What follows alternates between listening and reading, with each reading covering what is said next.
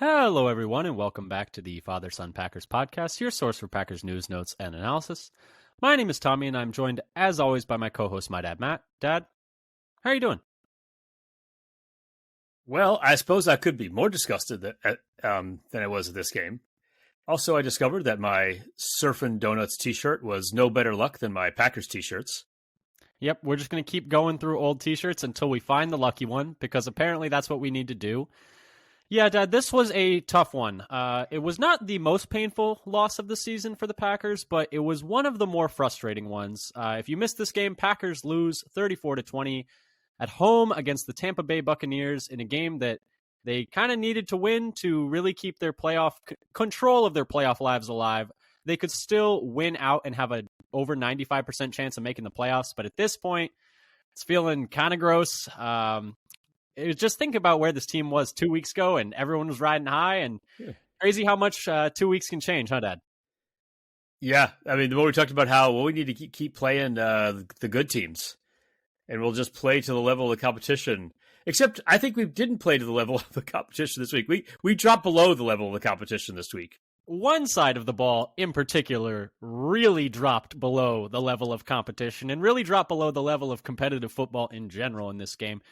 And we're going to talk all about that. It's the defense. If you somehow we're talking about historical numbers in some ways. Really bad defensive performance from the Packers in this one. I mean, you give up 34 points at home. We're going to get into it. We're going to be talking all about the defense, all about the offense, some good from the offense, some bad from the offense, some bad from the defense. There's not the other side, really. I hate to break it to you. Some other bad from the defense. Bad from the defense, but yes, we're going to talk all about it. But before we get into any of that today, just wanted to pitch a couple of things. If you like what you hear today, come give us a follow on Twitter at FatherSonPacker. We tweet out when we have new episodes out, stats that we find interesting while we're researching for these episodes, articles we find interesting, videos we find interesting, pieces of Packers news, one-stop shopping for everything Titletown. And then follow us on your podcast platform of choice. Subscribe to us on your podcast platform of choice, whether that's Apple Podcasts, Google Podcasts, Spotify. We even put all our episodes out on YouTube, so you can find us there. If you subscribe to us on YouTube, it would really help our numbers with the algorithm, so we would really appreciate it. But, Dad, let's get into this game. Frustrating game. Like we said, Packers lose 34-20. Before we get into it, though, just a few injury updates. Always start with that because it's, the worst part of these. Jair Alexander still unable to go in this game. So that's 6 games missed in a row for him, which is really tough. And then A.J. Dillon with that broken thumb was unable to go in the end, as expected. Christian Watson was not able to go, and Darnell Savage was also not able to go. For Jair, Matt LaFleur said that he was pretty much asked, if he's missed 6 games in a row, why was he not put on IR? Has there been a setback, et cetera, et cetera? He was kind of asked about the injury. And he said essentially that they miscalculated the injury and that for him with that shoulder injury, tackling is a big issue. Dad, some people are really getting up in arms over this. Jair has played through injuries before. He has played hurt before. He clearly is not able to play with this shoulder injury. I think people can just, people are way too dramatic is pretty much how I feel about it. Right. People always want to, add some kind of personality problem with somebody when they can't play because they're hurt. So they all say, well, he looks good running around. It's like, yeah, it's his shoulder. It's not his leg. Of course he can run around fine. And they don't tackle in practice. So saying he looks fine running around is meaningless. And taking that as your evidence that he's somehow, ready to play the most violent sport, one of the most violent sports in the entire world. Yeah, no, come on. Let's be serious. People are always looking for, it drives me a little crazy. Yeah, I can tell. And it doesn't drive me as crazy as it drives you, but I do find it, a tad bit annoying. Jair has been, one of the leaders of this team for a long time. He's been a staple of the team for a long time. He's played hurt before. Let's just be serious here. He can't play. If he could play, he would be playing. It's as simple as that. But Dad, any thoughts on any of those other injuries? And then in game, Aaron Jones, Eric Stokes made his return, and Aaron Jones made their returns.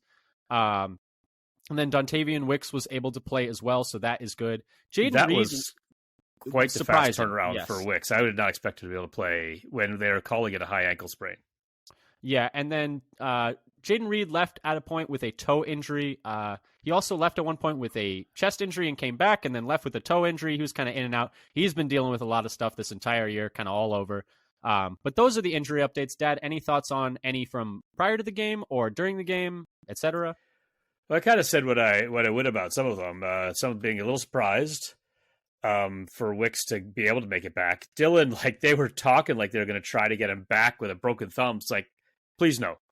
I think that was pretty clearly to me the whole week smoke and mirrors. It's like, yeah, like we think he can just carry it in one hand. Like, okay, who are you fooling? What are we really? What are we doing? Or maybe that was, if Jones wasn't actually going to be able to make it back. I don't know. Yeah, but yes, smoke and mirrors. You know what season it is for describing player injuries. Jair told us. I'm going to lie to you now. Yeah, it's lying season, but it's lying season the whole year round, 365 right, days. Exactly, 365. That's what I mean by it's lying season. So it's it's a calendar. It's a day that ends in Y. Exactly.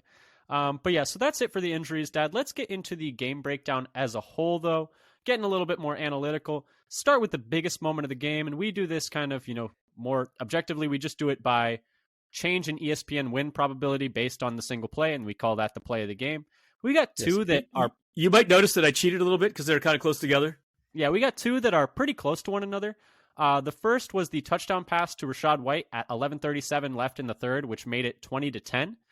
The win probability went from a 65.5% odds for Tampa Bay to a 79% chance for Tampa Bay, so that's a 13.5 percentage point swing.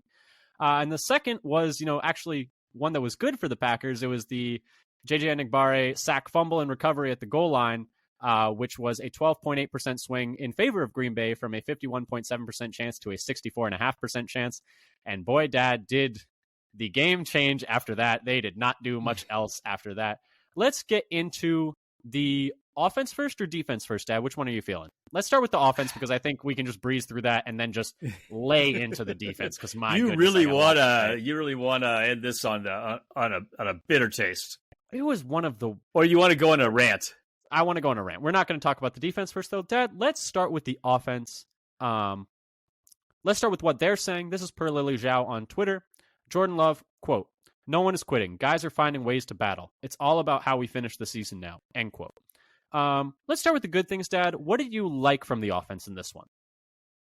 So I like the way that they started out the first drive and the way Aaron Jones looked on that first drive. And of course, it didn't always go that way, but he had, in the first drive, he had 8 carries for 44 yards. And they got the Packers all the way inside the 5, though they ended up coming away empty. But I thought he looked really good at hitting the holes between like the guard and the tackle, running in between the tackles, and basically showing some wiggle and escapability to hit the gap decisively, quickly, and get downfield. I mean, he had 5 carries of 5 or more in that one possession. Yeah, and I thought he looked good. Yeah, and he you could tell the difference. Looking, I was like, okay, this is kind of what the offense has been missing, is like this explosive capability in their run game. Because, Dylan had been playing well, I think, the last 3-4 weeks, where it's like, okay, he's consistently being successful with his runs. But that 20-yard run is not necessarily something that Dylan was bringing to the offense. And it was nice to see Jones back out there and the dynamism that he brought to that ground game. Yeah, and then for another one of my positives, I'm still pushing that Dontavian Wicks train. I'm on board. I think this guy always looks good. He's been saying he just gets all he does is get open and then now break tackles as well. Led the team with 97 receiving yards, tied for the team lead with 6 receptions. He is a demon with the ball in his hands for someone he's like kind of a slighter frame, and he will not go down. I got on this train late. I had to chase it as it was going out the station. I had to jump on as it was already picking up speed. But I legitimately think he might be the best. He should get a shot at being the number 1 wide receiver next year going into the season, because the efficiency is scaling. Like, he is getting more volume, and the efficiency numbers are staying pretty similar. It's pretty remarkable, actually. Yeah, so he led the team in yards per reception at 16.2. Led the team in yards per route run. Still, it's like over 3, 3.13. It's like well ahead of everybody else on the team. And that was with 6 receptions and I forget how many targets he had. Maybe it was like 8. It was 6 receptions on 7 targets for 97 yards. 7 targets. Quite the game. 7 targets. I know he didn't catch them all. Led the team in total yak yards after the catch. Second in yards after the catch per reception behind Kraft. Second on the team also to Jaden Reed in average yards of separation per next gen stats. So he's getting open. He's getting yak. The guy what is he not doing? That's the thing. Like, what is he not doing? He is succeeding at everything right now. I think he's been the best receiver on the team for like 3-4 weeks now. It's crazy. The guy's a steal. He could potentially be a number one receiver. I think we should legitimately talk about how he should be at least ahead of everybody except for Watson right now. Yeah, and you maybe Reed, because I do think that Reed also has been very good. Very good for a rookie as well. And not even just for a rookie, just very good. It could be that their top three receivers, should actually be Watson, Wicks, and Reed. I think people have been pushing pushing Dobbs for a while now, but yeah. Because I think you're just watching him play, and he has more. And this isn't even a shot at Dobbs. I think Dobbs had like a fine game. He had good efficiency on a low number of targets, but you're just watching Wicks out there, and it's like every single catch is going for 20 yards. Like, this is insane. It's crazy. And I think we're past the point of should be, because he's leading the team almost maybe already is targets and receptions. And I don't think he actually led them in targets in this one. I think he had one fewer, than Jaden Reed did. But he's one of the 2 or 3 highest volume receivers on the team right now. I think he's clearly already passed Dobbs. But my positive, Dad. Did you have anything else you wanted to say on Wicks? Because I have some on Wicks as well. Just was a 5th round steal. No, an absolute steal. Thank goodness that team was terrible his senior year, because if they weren't, he definitely would have gone a lot sooner. A lot of people said if he had another year like that, he would have been borderline first rounder. Yeah. He didn't have the speed people like, but he's got a lot of other good traits. Yeah, and so just on the day, Dobbs did have 54 snaps. Wicks had 47, although that is much a tighter split than last week, where Dobbs had 56 and Wicks had 43. So, maybe bit by bit, he might end up surpassing Dobbs. I guess we'll see. If he keeps playing like this, it's hard to see him not.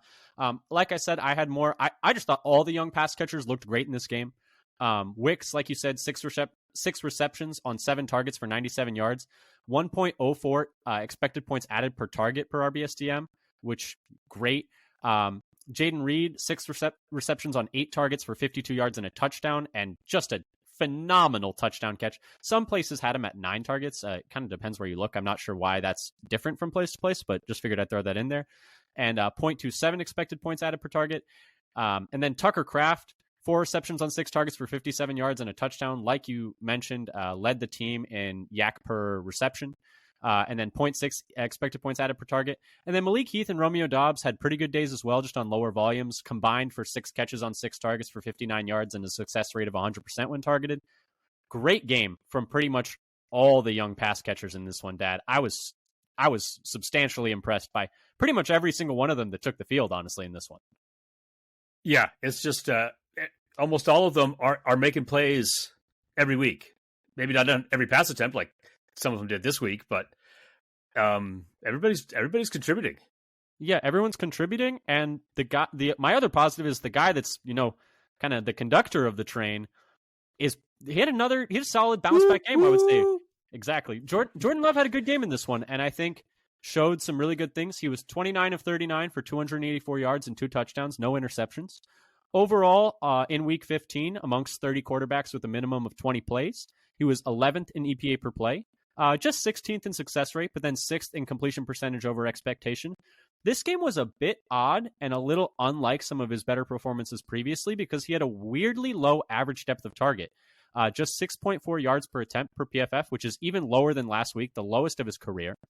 It is noteworthy because a lot of these other games where he had this really low average depth of target, like the game against the Raiders, like the game last week against the Giants, he really struggled. But in this one, he actually had a very solid performance, which I think is at least something of note, able to have a good game while having that low average depth of target, able to have good games in different ways, I think is interesting.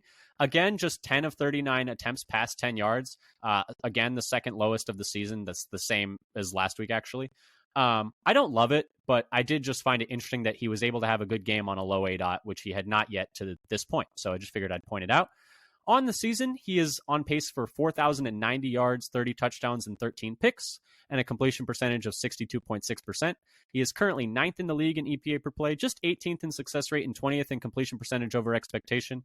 But those numbers have just been rising as the season has gone on, and, hopefully he'll get up to about the midway point in those two by the end of the year. But, Dad, really good, I think a really solid game from Jordan Love, and then overall, he's just putting together a very nice first year as a starter, in my opinion.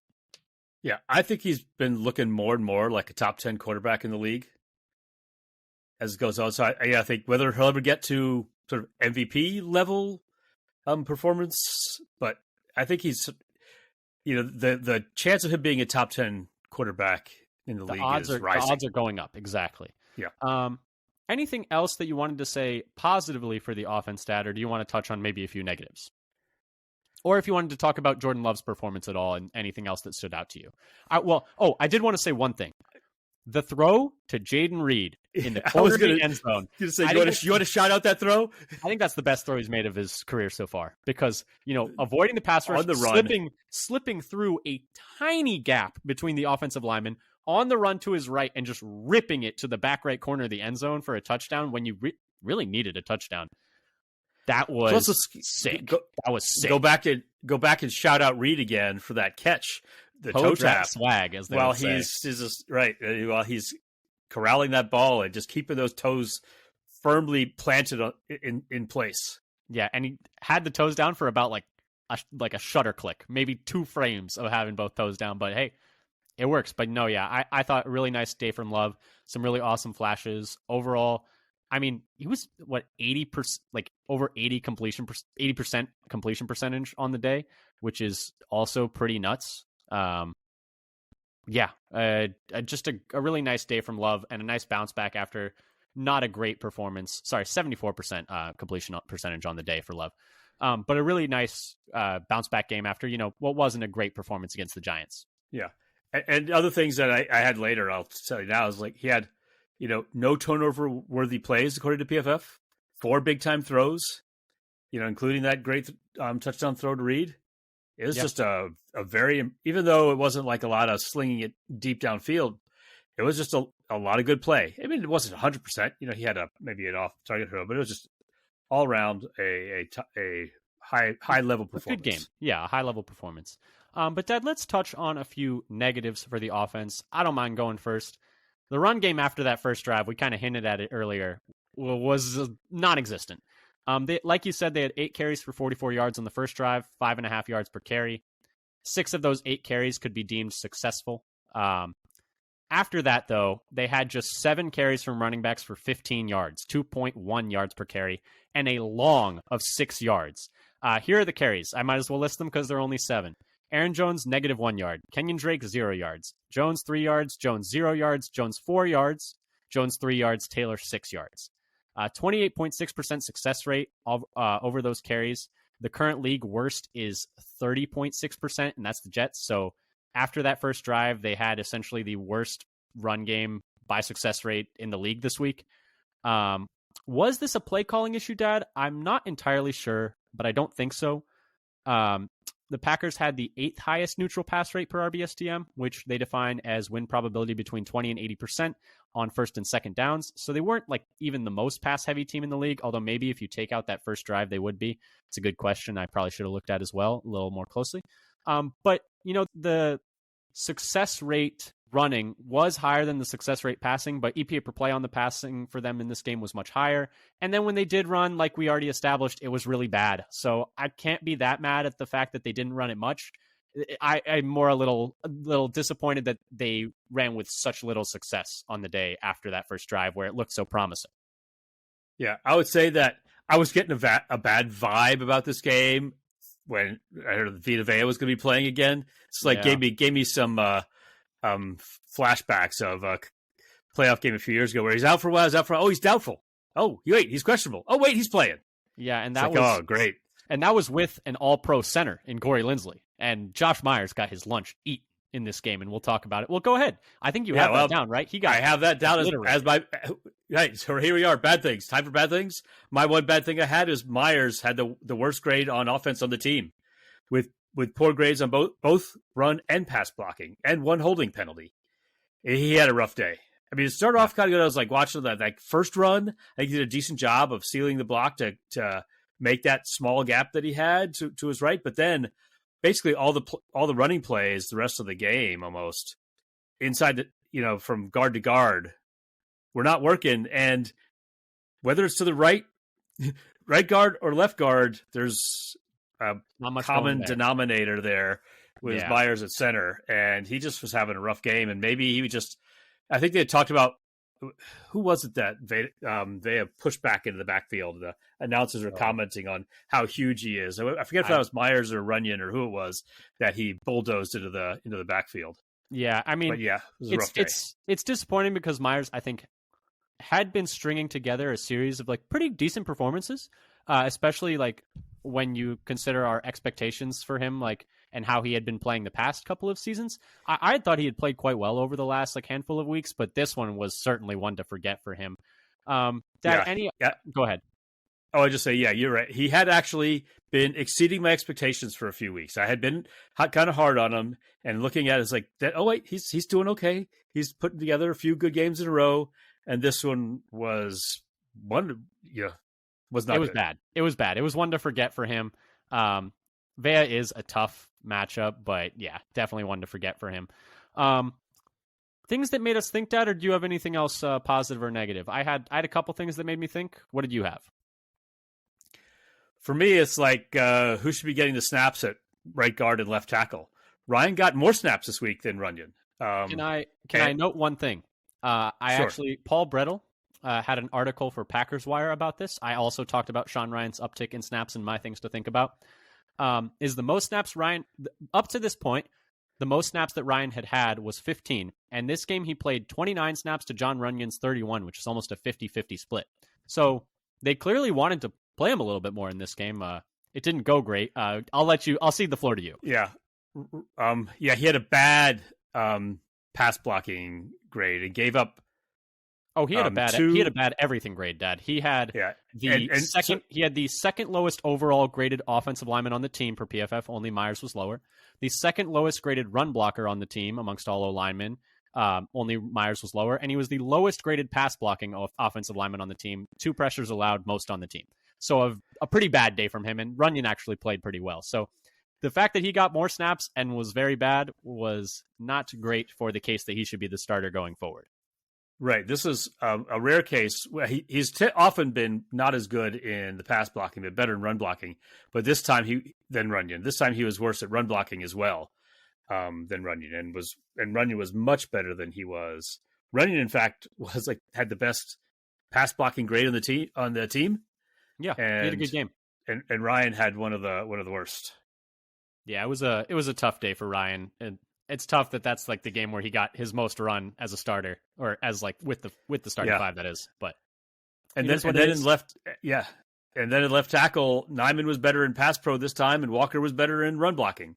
See, that's upside down, man. There's no way that's real. We're in the upside down here, and figured out who. It really makes it hard to figure out who's who over there. I'm going to call that noise because I don't think I believe that Walker's a better run blocker than Nyman. I don't believe that Nyman's a better pass blocker than Walker either. It's just the waters are getting muddier and muddier. Yeah, this game is the definition of muddy water. Speaking of muddy waters, Dad, let's move on to the defense. What they're saying. You say let's move on to some old musicians. I don't even get that reference. I'm a little too young for that one. But what they're saying, I'm too young for that one. So Lily Zhao on Twitter. So I just want to preface this. So despite numerous questions, this is not from her. This is just my editorialization of the scenario. Matt LaFleur was borderline being badgered by reporters in the post-game press conference about the status of Joe Barry as the defensive coordinator in this one. And I will say, in that post-game presser, I thought he essentially gave the least amount of support to Barry that he had up to date. It was the most wishy-washy. I think almost every question was some form of, what do you think of how Joe Barry called the defense? How did the defense allow this many, et cetera, yards? A perfect passer rating to Baker Mayfield, which we'll talk about. And almost every question was answered with some variety of, I need to watch the tape. Where in the past, he would generally stand beside Barry and be like, oh, no, we just think we got to be better at this, this, and this. So I do think that's at least a positive, because I think what we'll talk about when we talk about the defense stat is I think we're both at the point where it is time to move on. It's always hard when you want to talk about someone, whether or not it's always hard to talk about firing someone. But I think I want to phrase it this way. There are people out there who would probably A, do a better job in this position, and B, have done more to earn the opportunity of this position than Joe Barry has. Joe Barry has had his opportunities. He's had 3 years when a lot of people might have only given him 2. I think the Packers and Matt LaFleur have been more than fair to him in terms of, letting him play this out, and it's just has not been good enough. And we'll talk about this game kind of as, the straw that broke the camel's back, so to speak. But today, Matt LaFleur was asked about whether or not Joe Barry would be the defensive coordinator for the rest of the year if they were going to make a change in season. And Matt LaFleur kind of reaffirmed his commitment. This is today. We are recording Monday, December 18th, the evening. The game was on yesterday, the 17th. But today, he said that he is going to have Barry as the defensive coordinator the rest of the year. I believe he said some variety of if he thought that a change at defensive play caller would make a difference, that he would make it. But that's not how we see it. And then Lily Zhao on Twitter, this is a quote from Matt LaFleur. Quote, "It's disappointing when you go out there and it's basic concepts, doesn't matter what phase, but basic install, and we have self-inflicted communication errors and guys, quite frankly, not in the right spot. That's tough to watch."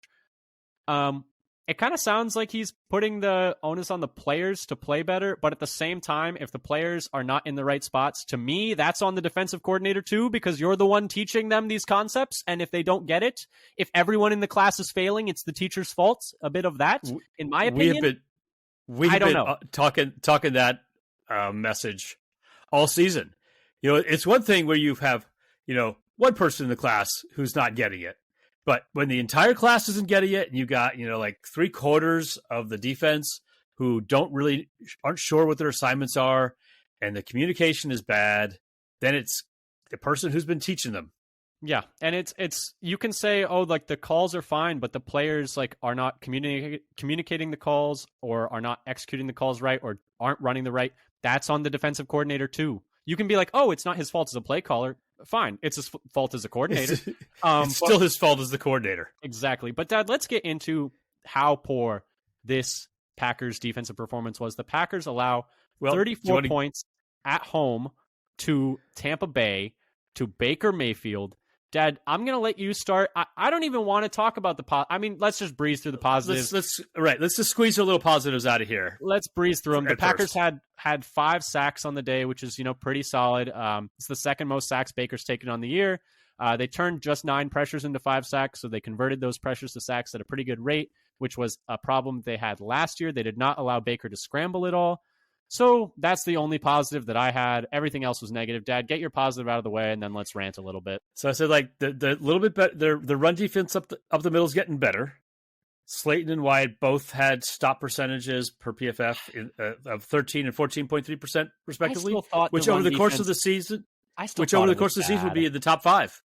Yeah, and I still thought the run defense was pretty bad. The cognitive dissonance that I had, where I couldn't believe I was saying it, but they would run the ball, and I'd be like, "Oh, thank goodness they ran the ball." The amount of I can't. What did I just say? I was like, "What did I say?" I was like, "Thank goodness they ran the ball against us." I remember just several weeks ago, I was like, "Oh, thank goodness they dropped back to pass. What a bunch of idiots! They could have just ran it for 10 yards a carry." But in this one, I was like, "Oh, thank goodness they ran the ball. They've been throwing it for 13 yards an attempt every single time." Dad, finish your positive. Sorry, I interrupted you, and then I'm going to rant. I think that was kind of it. Just that up the middle, Wyatt and Slayton are making more plays in the run game, and I think they've been improving as the year's gone on. And this was not a bad game in that respect for the two. Yeah, let's move to negatives though. This was some of the worst pass defense and coverage I have ever seen in my entire lifetime of watching football. Baker Mayfield in this game was 22 of 28 for 381 yards and 4 touchdowns and a perfect passer rating. That's 13.6 yards per attempt. And then even if you include the 5 sacks that he took, and I believe 20-something yards that he lost on those sacks, he was still over 10 yards a drop back. So anytime they called a pass play, they were getting 10 yards. It was the 11th highest yards per dropback of any quarterback with at least 20 dropbacks in a game this season. And then per Dire Carragher on Twitter, the PFF coverage grade of 29.3 for the Packers in this game was the lowest single game grade of any team in the last 5 seasons. Not even just this year. The last 5 years. Last 5 years is the worst coverage grade PFF has given out. It was atrocious. I mean, just guys, the play that comes to mind where I think it's like, you have Keyshawn Nixon on 3rd and 3 trying to guard 3 different people. He is somehow responsible for 3 guys, and he goes to the guy on the out, and then the guy in the curl there is wide open for a first down. And it's like, it's not Keyshawn's fault. Who's he supposed to guard there? If he went the other way, it was a first down the other guy. So, and then, you have Eric Stokes thinking that there's safety help over the top when there's not. But then if you actually look at that play, even if he had safety help over the top, there's a guy screaming to the far right corner who was wide open too. So what are we doing here? No one is in the right place. No one is making plays on the ball. They're getting anytime they called a pass play, Dad, they're getting 10 yards. We'll have him in 2nd and 19. It's a first down. We had him 3rd and 12, down 3, 3rd and 12. We get a stop there. We get the ball back. They call a screen and get 17 yards or something and first down. Oh, that was the one to Godwin, I believe. Rashad White? No, Godwin, I believe, on the left side. So it wasn't just my imagination that Evans and Godwin were just wide open in our secondary, especially the middle of the field. How could it be your imagination? Almost all in the middle of the field. When Godwin had 10 catches for 150 yards. Right, what are we doing? Best game of the year for Godwin. He had not been having a great year, and he hadn't just even practiced this week. I don't think he practiced one time this week. Like, what are we doing? They weren't expecting him to play necessarily. Oh my goodness! I can't. And I have stuck up for Joe Barry at times this season where I'm like, hey, like the secondary that he's dealing with is not very good. He's making the most with some broken pieces, but my goodness, the Packers are now down to like 29th in DVOA in the season. They can't stop the run. They can't stop the pass. There are tons of other defensive coordinators who are doing more with less. You got Jacksonville's in the top 10 of DVOA. I wouldn't say their roster is demonstrably better than the Packers on defense. You got the Vikings who are like 3rd in DVOA on defense. Their roster's not very good, especially in the secondary. You just see all these other coordinators doing more with less, and it becomes harder and harder to make excuses for Barry. And I'm never going to call for someone to be fired, but all I'm going to say is he's had a good amount of opportunities. There are people out there who deserve those opportunities more than him and who would do a better job than him. They're bottom 10 in almost every single metric. It's just bad. It's not tenable anymore. You can't make excuses for it anymore. Sorry, Dad, I've been ranting. I'm going to let you talk. Okay, well, I'll go on into so to add on to the Mayfield. I think he had, I think you mentioned his like 13.6 yards per attempt. A number so high, it would be 2nd in the league on the season if it was yards per completion. Yeah, that's something, isn't it? That's crazy. His previous high of the season was only 9.6 against Tennessee for yards per attempt. So we gave up fully 4 yards per attempt more than his previous high. And he carved up the middle of the Packers defense in particular, 12 of 14 in the middle of the field, and no incompletions with passes that were more than 10 yards downfield. Yeah, up over the middle of the field. Wait, one more time. No incompletions in the middle, right? Not the whole thing. In the middle of the field. No. Past 10 yards. In the middle of the field, past 10. Yeah. So if he threw it past 10 yards in the middle of the field, he was 10 for 10, something like that. The linebackers in coverage in this game were lost. Yeah. Lost without a map. The whole game. Yeah. So overall, we talk about points per drive as a kind of rate neutral, rate independent metric for how well you're actually performing. They gave up a putrid 3.78 points per drive. Dad, 3.78. They forced one punt and had one forced fumble, and Tampa scored on every other drive. They managed to kill us with a 4-minute drill too. Oh, that's right. They're fine. The last drive of the game, I guess they did not score. Which is not a success. That was not a success. No, it is not.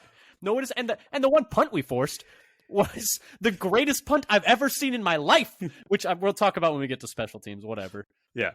But so on the season, the Bucs, they were only averaging 1.85 points per drive. So they doubled it against us. Yeah. Yeah. And so also the league leader for the season is Dallas at 2.97. So 3.78 to the Buccaneers. And the thing is, and as we said, one of those drives without a score was when they managed to just run out the entire clock from the 4:18 remaining. Yeah. So we never got the ball back. Never touched the ball again. I mean, it was already over at that point. But dead. And it's not even just this game. You go look at what Tommy DeVito did this week against the Saints. Oh, he scored 6 points, and he was terrible. He was awful. Yeah, and so he was the. If you want to look at his, he was the NFC Player of the Week last week when he played us. And he was god-awful this week against the Saints. Well, he got sacked again, like, 7 to 9 times or something like that? You see the sack numbers. It's like 7, 6, 7, 6, and Packers, 0. We're going to go back and look at the legacy of Tommy DeVito and look at those sack numbers and be like, what happened here? Like, I guess he got knocked out of the game and I guess he didn't play this game. Every other game he's getting sacked 5 times. He must not have played against Green Bay. Nope, they couldn't get there. Yeah, no, but we're focusing on Tampa Bay. Dad, this is the first time a visiting quarterback has ever had a perfect passer rating in Lambeau. We're making to Baker Mayfield. Teams are making record graphics against us every time we trot out on the field. And you're at home. It's so bad. The Onion was trolling the Packers defense this week. Yes. The Onion. Do you know how bad and how nationally recognized as a joke that the Onion is reporting on you? It's gotten out of sort of football centric notice. So even outside of the sports world, people are becoming aware of the Packers defense. So speaking of which, you're talking about the coverage. 6 of the 11 defenders who had covered anybody had PFF grades in the 40s, including all 4 corners and Quay Walker. Campbell was got up to 51.7. I watched that game. Campbell was terrible in that game. He was. And so they had 2 players overseas. So almost everybody was terrible in coverage. And it fit the eye test. Guys were. It was hard. I mean, I think there are some of those plays I can't tell who to assign this coverage to because nobody's close to him. No one's close to him. No one's there. Do you think? Okay, question. And I want to put you on the spot. Do you think that Joe Barry has lost the locker room? That is a very good question. It's hard to tell from the outside, but I would not be surprised that he has. And because, I mean, I'm asking because this was unconscionably terrible from the defense, to the point where it's hard to imagine they're trying and it was this bad because, and we talked about during the offseason, apparently the players had meetings with Barry about how they wanted the defense called and they wanted to be more aggressive. And we know Barry does not like being aggressive on defense. So that's just part of the reason that I'm asking. Sorry, go ahead and say what you're going to say. So I don't have any insight into how they're actually behaving or talking in the locker room. We don't have any access to anything. Well, the only thing that would make you wonder is how they don't seem to be doing their assignments because maybe they're not listening because they don't believe in him. Yeah, and my other question is, the other reason I ask is after the game, a lot of players, defensive players in the locker room gave quotes that were, of the tone that was we weren't prepared. We didn't know that was coming. They talked about the Rashad White, I think it was down the field pass. And he's like, yeah, no, we were just going downhill to the screen because we had been practicing all week to just trigger on the screen. And then he slipped out behind us and it was an easy, stuff like that, where a lot of quotes about oh yeah, we just weren't ready for that or we weren't prepared. And I'm wondering if that's, kind of slight shots at, hey, can we... A subtle dig there? Yeah, I don't know. Maybe I'm just...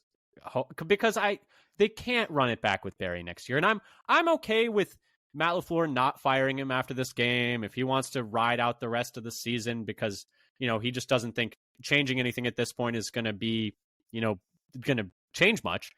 But if Barry's back another year, I mean, I just can't take it seriously. And it's getting to the point where I think Matt LaFleur is a good head coach. Has he hired a single good assistant in his time with the Packers? I mean, going through it, you got Menenga, bad hire. You got he didn't hire Pettin. Pettin was already here, so that's fine.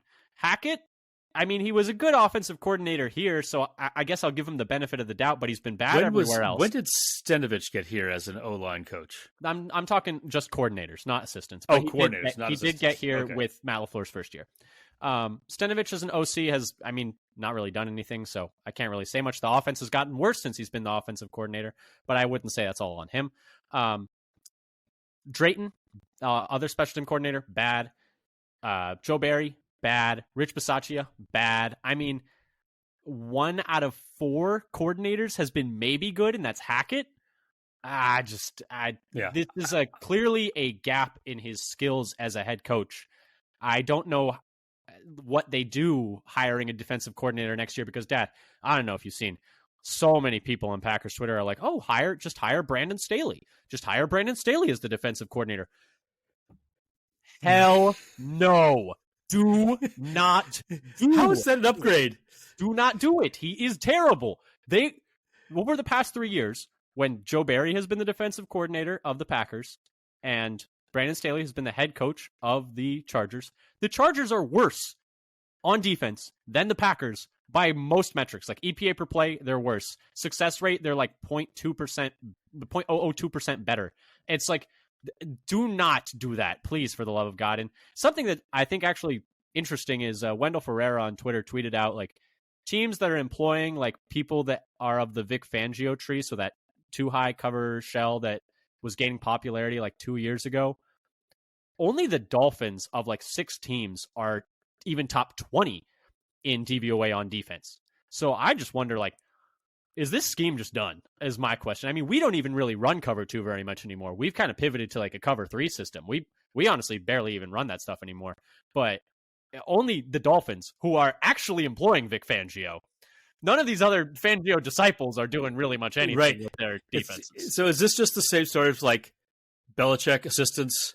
I don't know. Going off and failing. Like nobody can actually succeed doing this except for the guy himself. And Brian Flores, apparently. But that's just one of for defense. Yes, for defense. But no, not as a head coach. What do you think about that, Dad? I think we need an entire scheme change. I can't watch this anymore. I can't watch this prevent defense every single play. I can't do it. I just can't do it. Yeah, they need somebody who actually has ideas of their own that they've shown they're good. Not just running someone else's not system, passive, aggressive. No, it's very frustrating. It's very, very, very frustrating. I know I want to stop hiring people because they like are adjacent to somebody who's good. Yeah. I mean, it worked out for Matt LaFleur is the thing. But besides that, it's not been great. I think Matt LaFleur's got to worry about how tightly he's tying himself to this anchor. Yes. And that's the thing is like, if they run it back with Joe Barry and they're bad, I don't think Matt LaFleur's job is safe anymore. Like his job is, he will be the head coach next year. Like, you know. Yes, for sure. Yes, for sure. Barring like something just crazy. But some anyway. Massive, like ridiculous scandal or something. Yeah. But anyway, just based on performance on the field, he's going to be the head coach next year. Here's the question. If they're bad, like meh again next year, I don't think he's like so safe that I don't know. I guess I don't want to get too far ahead of myself, but the question, we're going to have to start looking, hopefully we're going to get to start looking at possible defensive coordinator hires. But Dad, anything else on the defense? We've been rambling for a while. I have a thing that makes us think that is also a negative. So if I should just continue on that. So Mayfield's passing grade when blitzed was 92.5, but was only 62.7 when blitzed, his PFF grade. In this game or on the season? In this game. This game. Despite this, we only blitzed on 8 of 33 dropbacks. We don't blitz. We never do. And the other negative thing I was going to say is we barely got any pressure in this game. He was only pressured 9 times, which is the second fewest total pressures in a game this season per PFF, for Baker, that is, and the third fewest pressures per dropback per PFF in a game for him. If you're not getting pressure with 4, you got to send 5. Because there is no quarterback in the NFL where if you just let him pat the ball back there, like he's not going to carve you up. So you gotta if you can't get pressure with 4, you gotta send 5. You can't send pressure with 5, you gotta send 6. If you can't get pressure with 6, you're screwed. You're dead out of luck because you just can't. I don't know. It's just frustrating, Dad. It's just frustrating. I'm gonna blow my top. Sorry. Go ahead with your negatives on the. It was bad. What did you think about Stokes' return? He didn't play well. It doesn't really. This is his first game back. His first game back. I was not really expecting a good game from him. I wasn't sure how many snaps they would give him. I think he played more than I would have expected. But it was a little rough. It was pretty bad. Hopefully, it's just getting his legs under him, and I'm not gonna freak out about it yet. So it is what it is. Dad, anything else on the defense, or let's move to special teams and get this thing over with? Yeah, and I don't have much, though. Yeah, I felt like pretty much everybody kind of did their job on special teams. They almost got a blocked field goal. Maybe twice they almost got a blocked field goal. I felt like they were like this close to blocking like 3 kicks, whether they were a field goal or extra points. Like they were really close coming off the left side. Left if you're facing towards the goalpost. The offense's left side. They were kicking teams really, left. Yes. Yeah. Really whoever close. That was on the defense's right. I didn't actually catch who it was, came flying in and just missed it a couple times. Couple different times. Like I said, greatest punt I've ever seen in my life by Jake Camardo of the Buccaneers. I mean, he killed a 65-yard punt that died at the 4-yard line. Right. I have 65 never in the seen air. it. It's 65 in the air and just dead at the 4. That was incredible. Yeah. I just wanted to shout that out because I've never seen a punt like that. Backed up 5-iron. Jaden Reed's just sprinting backwards, and he's like, oh my goodness. Like, you just see him running backwards for the ball going 20 yards over his head. And then he's like, oh, it's going to bounce inside the 5. Like, I'm not going to field that. Like, that's the right thing to do because it's good. It was the right choice. It's like, thank you for not trying to field that ball, but then it stuck. It stuck like a golf ball in a wet green. Like it made a divot. Like this was a perfect punt. But anyway, somebody's got to go and repeat. He had to go repair his ball mark after that punt. Oh, my goodness. But anyway, yeah, we're not going to talk too much more about special teams. It was fine. Bisaccia is still a bad special teams coordinator. They're still like the most penalized special teams in the league. They're still very low in the rankings of special teams. They're not going to replace both coordinators in one offseason. So if I had my choice, I'd prefer Barry to be gone, but I just want to make it noted that I don't think Bisaccia is good at his job either. Dad, let's get this over with. Player of the game, who'd you have? I had Jordan Love. I thought he had no turnover-worthy plays, 2 touchdowns, right? 2 touchdowns, no interceptions, 4 big-time throws, including that great throw to Jaden Reed in the corner of the end zone. Yep. I thought all in all, he looked like it's looking more and more like a quarterback in the future. Yeah. Yeah. For me, I said Dontavian Wicks. We already gushed about him a lot when we were talking about the offense. Very good game from him. Looking kind of arguably, maybe the best wide receiver on this roster, regardless of health. But yeah, that was my player of the game. Frustrating game. Packers, like we said, can still win out and have a over 95% chance of making the playoffs. But at this point, I think, I don't know. I guess we'll see. Anyway, thank you so much for listening, everyone. This has been the Father Son Packers podcast. If you like what you heard here today, come give us a follow on Twitter at Father Son Packer. We tweet out when we have new episodes out, stats that we find when we're researching for these episodes, articles we find interesting, videos we find interesting, etc., etc., etc. And then subscribe to us on your podcast platform of choice, whether that's Apple Podcasts, Google Podcasts, Spotify. You can even find all our episodes on YouTube as well. We put them all up there, and if you subscribe to us there, it would really help our numbers with, algorithm things. Anyway, we will be coming to you with 2 episodes a week the rest of the year, pre-games and post-games for every single game. And then during the offseason, we'll still be doing an episode a week talking about how we thought the season went, free agency, the draft, etc., etc., etc. So, come tune in with us through the offseason as well. But thank you so much for listening, and until next time, go Pack Go. Go Pack Go.